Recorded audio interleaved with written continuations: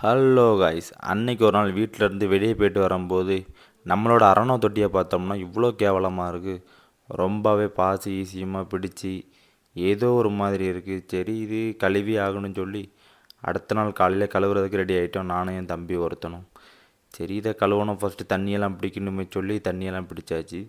தண்ணியை பம்பு போட்டு தான் எடுத்தோம். பம்பு போட்டு எடுத்துக்கிட்டு நேராக வெளியே செடிக்கும் கொண்டு ஊற்றியாச்சு. அப்படியே அதுக்கப்புறம் அந்த நம்ம அரணாவை பிடிச்சி உள்ளே போட்டோன்னு சொல்லி கஷ்டப்பட்டு அவனையும் பிடிச்சி உள்ளே கொண்டு போட்டாச்சு. என் தம்பி ஒருத்தன் என்கிட்ட வந்து அண்ணன் இந்த மீன் என்னெல்லாம் திங்கும் நம்ம கொம்பனை பற்றி நம்மகிட்டே கேட்டுக்கிட்டு இருந்தான். அப்புறம் நானும் அவன்கிட்ட பேசி கொடுத்துக்கிட்டே நம்ம கண்ணாடியெல்லாம் நல்லா க்ளீன் பண்ணியாச்சு. க்ளீன் பண்ணி முடிச்சதுக்கப்புறம் நானும் கஷ்டப்பட்டு தண்ணியை சுமந்து கொண்டு ஊற்றியாச்சு. தண்ணியை ஊற்றினதுக்கப்புறம் நம்ம தொட்டி எப்படி இருக்குன்னு பாருங்கள். அப்புறம் அதில் ஒரு 4 ட்ராப் ப்ளூ மெடிசன் ஊற்றிட்டு தண்ணியும் செட் ஆகட்டும்னு சொல்லி அரணாவை தூக்கி சைடில் வச்சுட்டு நானும் கிளம்பியாச்சு. சரி, ரொம்ப நாளாக அரணா தனியாகவே இருக்குன்னு சொல்லி அதுக்கு ஒரு ஃப்ரெண்டை பிடிச்சி போடுன்னு சொல்லி இந்த மீனை தான் பிடிச்சி கொண்டு போட்டேன். என்ன பேர்னு எனக்கே தெரியல. அதை கடையிலேருந்து வாங்கிட்டு வந்துட்டு டெம்பரேச்சர் செட் ஆகிறதுக்காண்டி கொஞ்சம் நேரம் தண்ணியிலேருந்து போட்டாச்சு.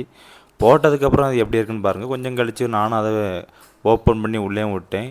அப்புறம் அது எப்படி இருக்குன்னு பாருங்கள். அதுக்கப்புறம் நம்ம அரணாவை விடுவோம்னு சொல்லி கஷ்டப்பட்டு அவனுக்கு பிடிக்கும்போது கீழே விழுந்துட்டான். சரி, அவனை பிடிச்சி அப்படியே மேலே உள்ள தொட்டிக்குள்ளே போட்டதுக்கப்புறம் இப்போ எப்படி இருக்குன்னு பாருங்கள். முன்னே இருந்த தொட்டியை விட இப்போ இது நல்லா இருக்கான்ட்டு கமெண்ட் பண்ணிடுங்க மறக்காமல். பாருங்கள் நம்ம அரணம் எப்படி சந்தோஷமாக இருக்கான்ட்டு.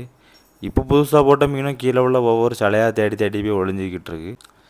நம்ம சேனலை பார்க்குற யாருமே நம்ம சேனலை சப்ஸ்கிரைப் பண்ண மாட்டேங்க. மறக்காமல் சப்ஸ்கிரைப் பண்ணிவிட்டு போங்க.